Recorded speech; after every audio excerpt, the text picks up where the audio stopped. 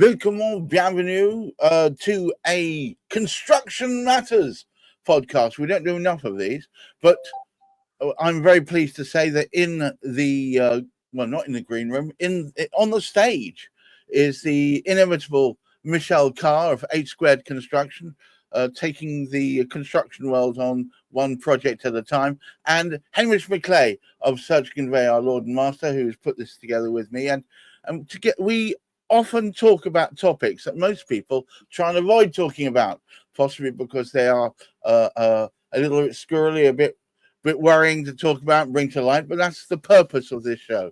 Today is no different. Today's topic is from redress to regulation. Is anybody actually being held to account? Hamish, I'm going to throw you straight under the bus.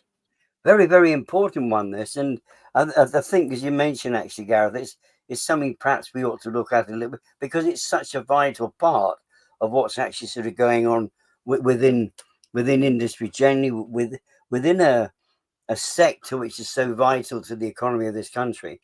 And it needs to be handled sort of correctly. And one of the sort of strange things about it is a little bit beyond my kind of brief. I say my brief, beyond my knowledge to a certain extent, because I know very much about what we actually sort of do, but because it's a comprising part of the move element and what people are trying to achieve, it's such a comprising part of what this government is standing up for. It does need to be something which is handled sort of effectively. Last week, my travels to a conference up in London, it just astounded me to see how much build work was going on with cranes up the top of all of these sort of high-rise flats and buildings and all the rest of it. And the thing is, I'm a little bit sort of wary. I never was. 12 months ago, it would have been a little bit different, but I'm so very, very wary now of what is hidden behind all of that work that's going on.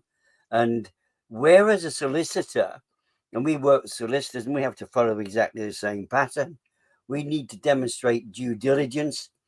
If a solicitor falls by the wayside accidentally by some silly little thing, their PI cover, their professional indemnity gets battered.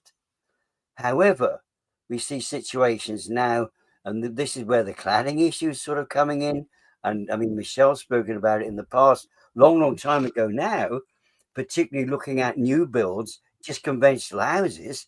What on earth is coming out from some of these people are building houses? How can we trust that build? Now, Michelle, it must be one of those few people who can tell us how we can rely on, or who can we rely on, or can you? I don't know.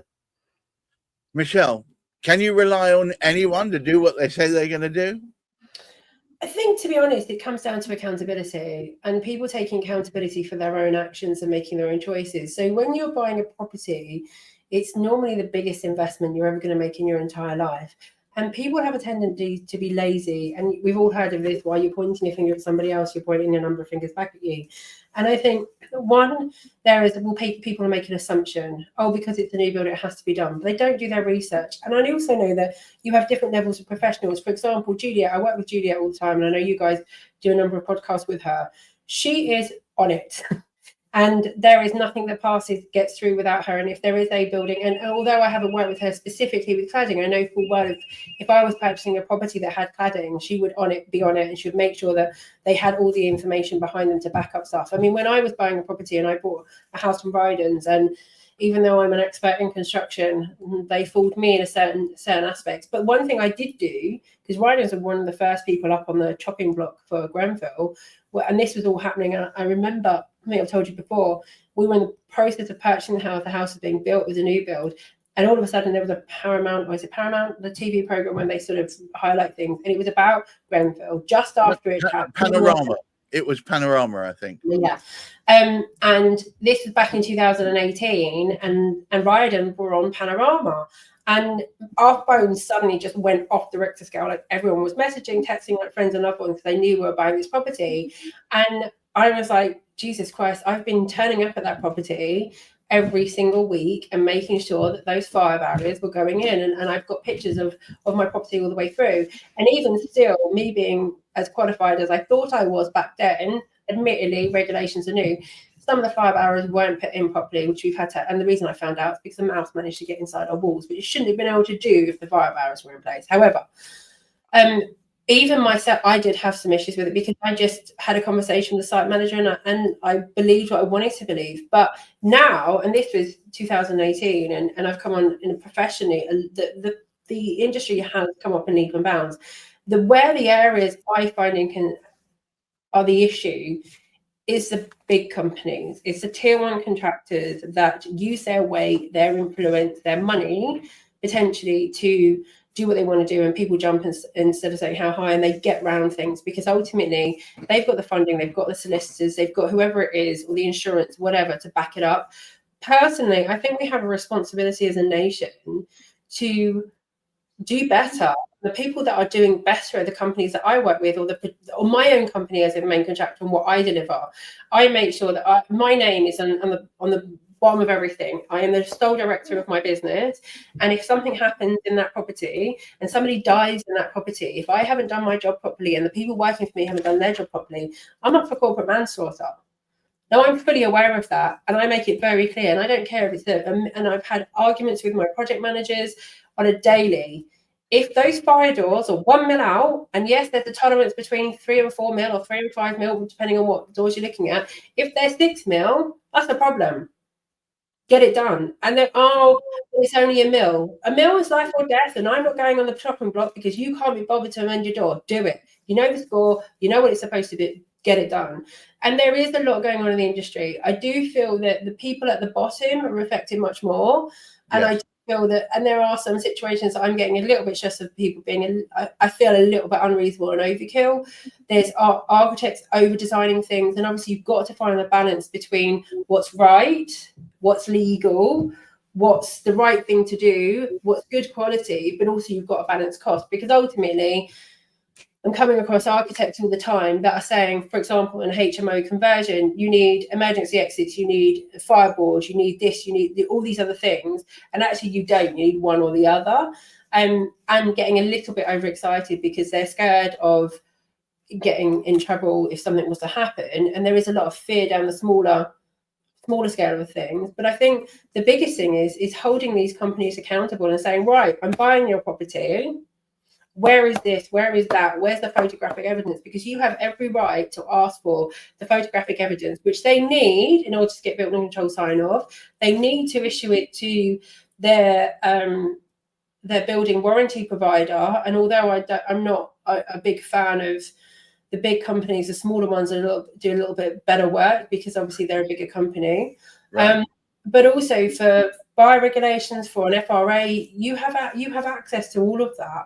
And if that hasn't been done properly, and for example, there isn't an FRA, and it's a block of flats, for example, or a whole heap of houses, if you don't have a fire risk assessment for your property, then we've done 4 out of 50, and they take an average. No, I don't want that, and I want an FRA on my property. I don't want to know that my neighbours are protected. That's good on them. I want to make sure that my property is protected. And I think there's a lack of confidence for people to stand around to big companies, multi-million and even billion-pound companies, say, hold on, I'm the customer here. I want this information on my property, or I'm not buying. It's interesting, isn't it? You see the vehemence with which Michelle is talking. Is that partially because you thought you were doing all the right levels of due diligence on your own property, and they still managed to pull one over on you? So the problems that I had with my property, I think, is because I'm educated. So there was things that were, and I paid a lot of money for my house. I live in the outskirts of London, Surrey border, so it wasn't cheap. I paid a lot of money for my house, and I worked my absolute backside off to buy this house, and it was supposed to be a forever home. And there were silly things like, for example, they forgot to pull the wiring through for BT. So we walked into a house that was run by Wi-Fi with no Wi-Fi, which is a bit of a problem. And your whole heating system works on Wi-Fi and there's no Wi-Fi. So and I used to work at home at this point, they gave us dongles. Anyone tried running a business, especially downloading a drawing on a dongle? So no, I won't. Ain't going to work. the other issues that we had were silly things, snagging items primarily. We did have an issue with the ground floor bathroom keep blocking up, and they dug up my garden 7 times before they did it my way, but they were paying for it, so whatever. It wasn't fun. In July 20, would have been 2019, when I was in my first trimester of being pregnant with twins, with my garden full of excrement in the summer. That was not pleasant. God. And the other thing that they did is they had a bit of an issue. They basically had created a bit of a peak in my house where they hadn't measured something properly, so the floors were like this, so we had to move out for a little while they corrected that. But other bits and pieces in the property were pretty minor, but they have, like, the other stuff was fine. But things like they put the wrong hob in. They put a hob in that you couldn't have 2 in a 4-bedroom house. I don't know about other families, but I cook every single day, and you couldn't have 2 rings on the hob at once. So Christmas dinner was fun, and I was like, this is not made for purpose. They put in it was a Bosch hob, but it was designed for Airbnbs or student accommodation, not for a house with a family of 4. So I argued with them for 3 months. And when they replaced mine, I kind of happened to tell the other women at a coffee morning about it. So they ended up having to replace all 52. Oh, dear. But before I bought the property, I met with a construction team, and I met with a number of other people, and I did warn them. And I did say to them, listen, I'm not expecting you to do anything beyond what you say you're going to do. Right. What you're telling me, I want just what's on the tin. But I know what you do in houses. Do not do it in my house. And if you do it in my house, I will find out and I will haunt you. And my name will haunt you for the rest of your life. And when I turned up, I asked for an appointment to go and have a look at it when it wasn't completed, and I walked around the property with this ditzy idiot that didn't know anything about construction, and she didn't want to go upstairs because she didn't want to take her heels off. So I went upstairs, which was fine, and the door frames were split and mouldy, and my daughter has anaphylactic shock allergy to mould. Oh, so God. When I found that, and she went, oh, but the doors were hung, and she was like, oh, but the snagging hasn't been done. And I was like, listen, love, we've had the conversation about I'm in construction. You don't hang a door to a frame that's going to be removed. You were just going to basically paint over this and cover it up. Not happening. So I went ballistic and made them replace every door frame in my property. But wow. Other than that, like, there was nothing majorly wrong with it. I mean, okay, yeah, drainage is a bit of an issue, but they resolved it all, except the floor finish. The floor is absolutely knackered, and it was fine. They replaced it, and when they replaced it, it was damaged, but I think they'd had enough of me by then. But I make sure I cost them a lot of money, because I ended up doing surveys on nearly every one of the houses that had problems down our road, and they ended up having to replicate and repair a lot more than what they would have done if I hadn't moved in. So yeah, I'm not popular with that contractor, but my neighbours were aware that they didn't know what they were doing, and they asked me to do it. And to be fair, I did a lot of it for free just because I was annoyed with them. But that's the responsibility. You should get professionals in to check things that you don't have experience in and you're not qualified to check. Wow. I mean, it does sound like this would then put you off. I mean, instead it seems to re-embolden you as far as taking full control. I mean, it's only a recent move for you to really say, right, I'm going to stamp the authority on. I'm going to be that person that where the buck stops. This. I mean, you keep telling me that the world is pointing this at you, so it's not that surprising that you ended up there, right?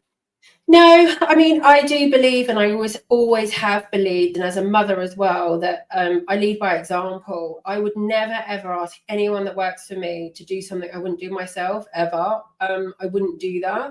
I also respect the fact that there's people that know how to do things better than I do. Like, for example, I have plastered walls, and I know how to plaster a wall. I have laid underfloor heating. I have done tiling. I have bits and pieces. I have physically got my hands dirty, but it doesn't mean I'm an expert. And I understand enough that I won't be blagged by someone going, oh, I can't do this. And, when they come around, and if I've ever got a contractor come around, especially to my own home, because it's a bit difficult when it's a construction site, but on my own home, everyone needs some work doing, and they come around and like, this, that, and the other, and I see where they're coming up from, and then I crucify them when they start giving me a load of BS.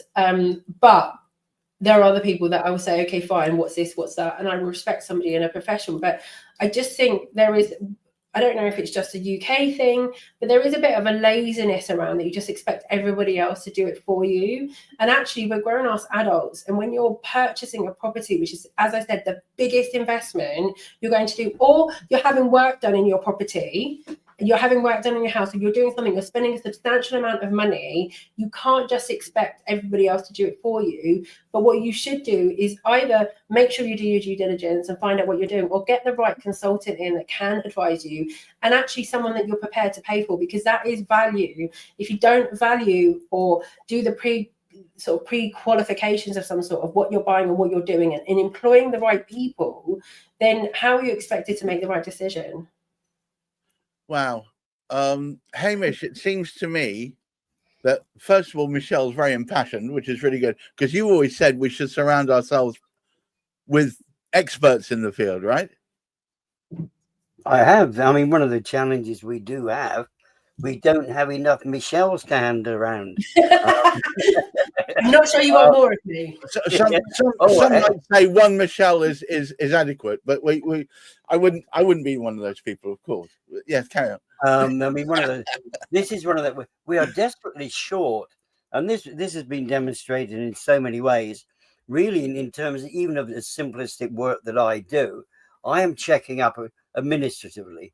I'm checking to make sure paperwork is in place, and again, I mean, it's one of those innocent things that one does.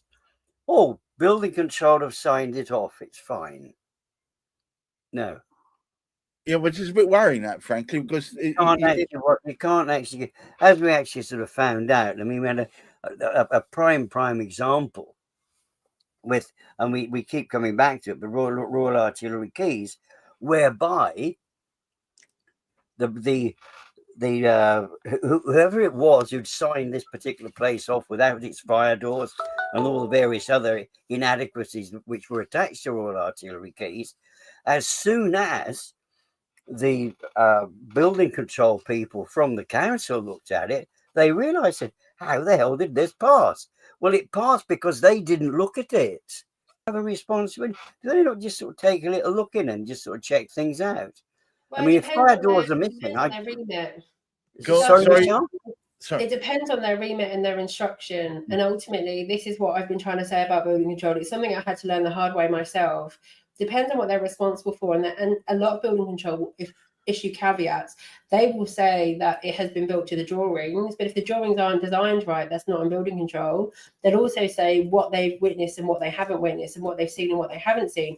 And yes, if they've seen something that's been built to the design, then they will sign that off, but it's whether or not the design was accurate and correct in the first place. And also they'll say about it's done to work. I mean, things have changed, and that's why you've now got FRAs, which I don't think were, I don't know if they were, they probably were around before, which is a fire risk assessment, but I don't think it was imperative to get sign off, because now at the moment on some of my projects, I've got the fire risk assessor saying one thing and I've got building control saying another, and then you'll have a environmental health or somebody else saying a third thing, and every single project is very, very difficult to see what we're actually going to deliver, because you've got a matter of opinions, and I'm playing sort of middle person trying to get everyone aligned, and I suppose it's the experience of having 3 children. So I'm like, okay, well, what if we do this and what if we do this? And it's about making sure that everyone's satisfied. Now, at this point, what I'd like to do, with your permission, Hamish, is I'm going to do a shameless plug for Michelle's podcast, which is called Taking the Con Out of Construction. So I'll put it underneath there. If you want to go and see, listen, it is an audio podcast. If you want to listen to a whole bunch of those, go to TT. Hang on, where's it gone? It's coming up there. ttcoc.podbean.com. It's been a long day. And if you go there, you'll find there's a whole feast for your ears. If you want some basic descriptions and support for you in your property career, or even if you're just you're casually looking to do this, all of it will give you a primer. Sorry about that. I just thought while we're here, and I've got her in the room, she's busy as anything. So, Hamish. Well, it's an important factor, because it is Like I said, there aren't enough Michelle, so go and listen to her podcast. You will get some advanced information from that, information you won't yet have thought of. And if you have, it's great, because it means you're actually thinking of things in the right direction.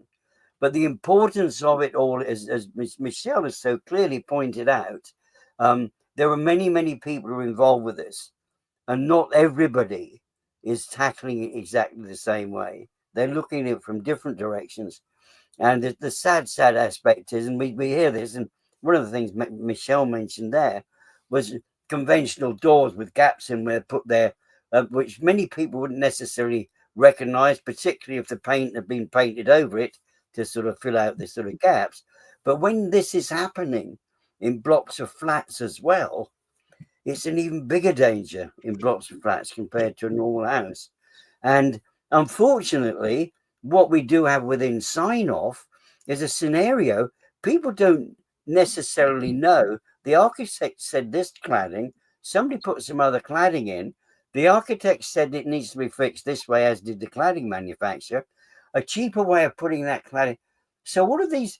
I'm speaking about flats here, but you can actually be speaking about a house, because the architect will design appropriately, and then corners will be cut to actually sort of meet. And of course, this is something Michelle knows. So, crikey, we spend hours just listening to Michelle, because when you've got that contract, very, very often, the big guy's got the contract. He's pulled in that smaller contractor, and basically he boots that smaller contractor around to use the cheaper materials to try and shed the blame. And whatever actually sort of goes wrong, they can get blamed for it, and the bigger guy can sort of disappear and say it was there. So due diligence, I mean, it comes back to this sort of thing. What is your attitude to life generally? And like Michelle said, is it something in the UK? Hey, look, if you're going to buy something, hey, look, be sensible about it. You don't just buy a car and say, yeah, I'll have that. You actually look at what you're buying. And I think Michelle's demonstrated quite clearly here. Absolutely. Buyer beware. Take a bloody good look at what, even if it's not brand new, go and have a look at it. No, never before has a caveat emptor been quite so poignant. You were going to say, sorry, Michelle. No, it's ironic. In my experience, a lot of people, unless they've known me long enough, a lot of people will spend longer researching a car, which, don't get me wrong, can be quite a substantial investment. They will spend a lot more time and energy researching a car than they do a house. And I think it's because they have this association that because they're driving a car and they're constantly at risk, because you're at risk with other people on the road, etc., and you want to make sure it's a safe car, they forget that you sleep in your house every night.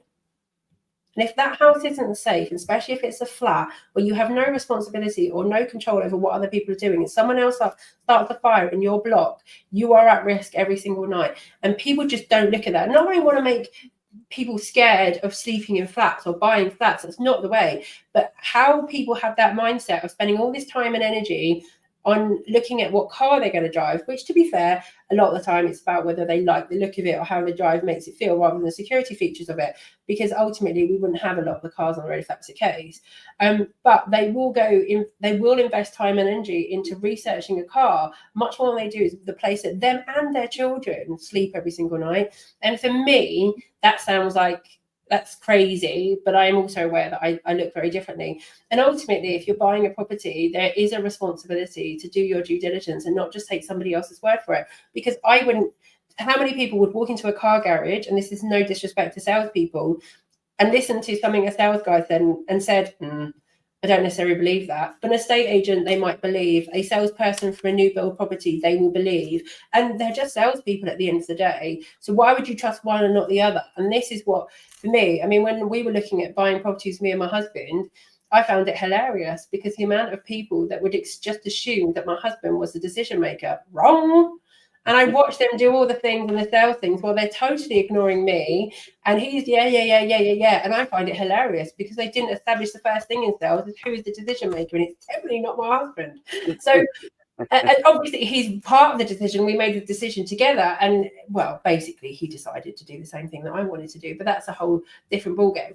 But generally, there is no different. And if someone was selling you a phone or selling you a car, or even, I don't know, an item of clothing or technology, people seem to test things and don't necessarily believe salespeople. But when it comes to buying a property, they're blinded by things that they don't know. It just doesn't make any sense to me. But I do think that we need to take more responsibility as individuals and demand change. If enough of people say, no, I'm not buying that property, or hold the big boys to accountable, and enough people do it, then that's how change happens.